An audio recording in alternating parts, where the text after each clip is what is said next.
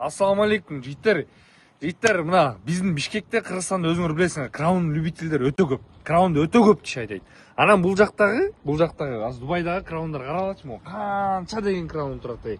Туугандар, бунун бааларын айта кетейин. Кыргызстанда мен деп мактанып тээп жүргөн краундардын состояниясы өтө жакшы. Чисти японецтер просто бул жакта право рульга Дубайда запрет. Булар только бул жака экспорт кылып алып келет, дальше экспорт кылып сатат.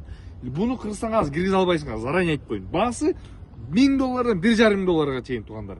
Бүт краун тизилип турат. Мына мен деп Кыргызстанда мактамалуу состояние. Мерде өтө силердин краунуңардан Япониядан келгендер да. Состояниялар өтө катуу да, потому что Япониядан чисто прямой келген. Карагылачы могу. Чисто запчасть кадамлар братан, О, только запчасть, туугандар, только запчасть. Мисалы могу машинаны мотор, алып коробка. туруп, сатып алып туруп, мисалы $1000 $1,500 сатып алып туруп, кесип туруп, допустим, запчасть кылып салып берсек болот. А так оформление бул өтпөйт туугандар. Мына Дубай дейсиңер, мына силерге Дубай. Так что кичине дезинформация эмес, нормальный информация угуп туруп, анан вывод кылгыла жигиттер. А так биз кызматтабыз туугандар. Любой нерсени заказ кылып берсеңиз. Ассаламу алейкум.